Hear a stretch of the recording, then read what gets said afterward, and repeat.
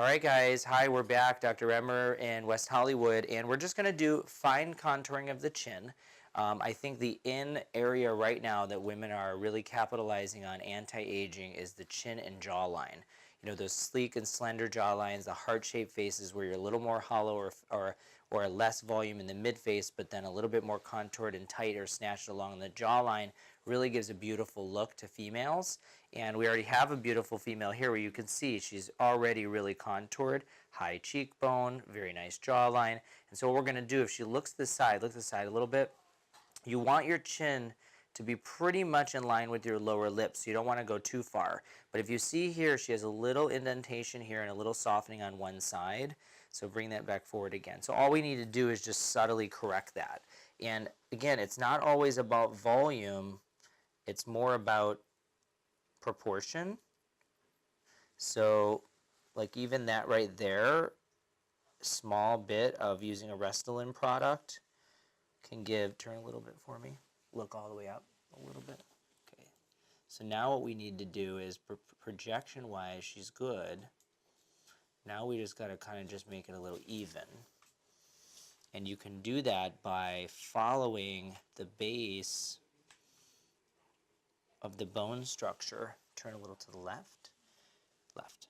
Your left. There. Good. So we don't want to widen because that's not going to make her look as good. But we do want to soften this transition zone. Okay, good. Hold on. Come to the other side. And look up again. And to do that, we follow very superficially along the jaw. It's a lot of little pokes, unfortunately.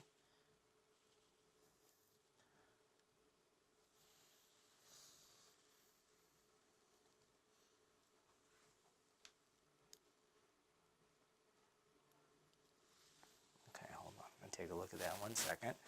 That's almost, I think, it. So if you guys see, we didn't really do a lot of deep volume. We just did that fine tuning, that small area. And then, oh yeah, that's a way better smile. Great, okay, hold still a second.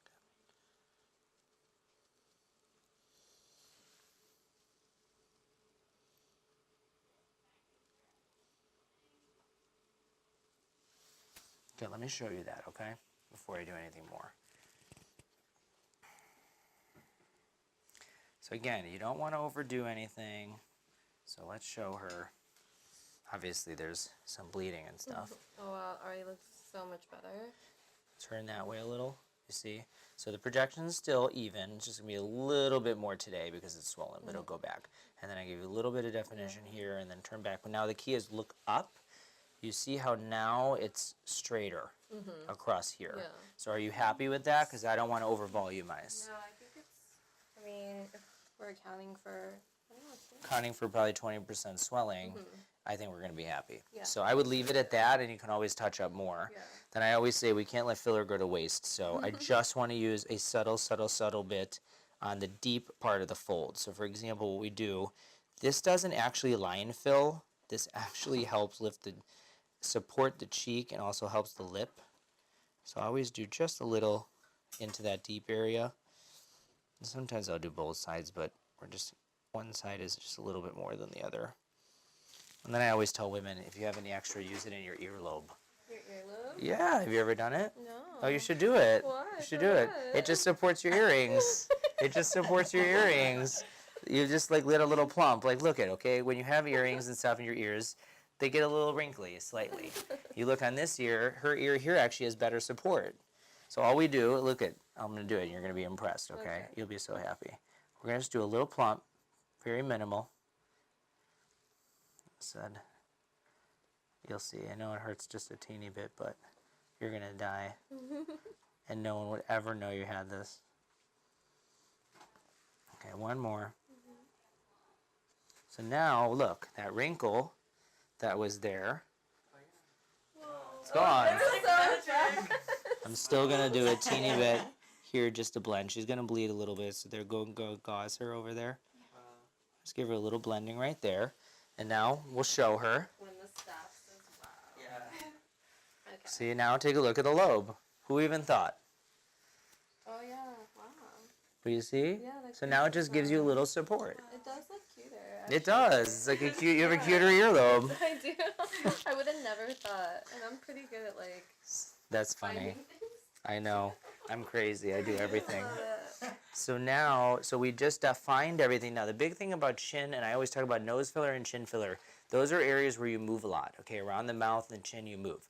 So it pushes the filler together. It either migrates the filler, not if you have a newer filler like we just used, but could also migrate the filler or make the filler go away faster.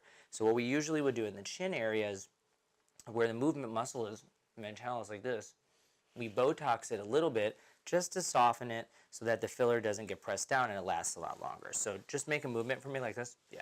And then relax. It'll feel just, I do it a little differently. I do little baby droplets all across the muscle in a few places.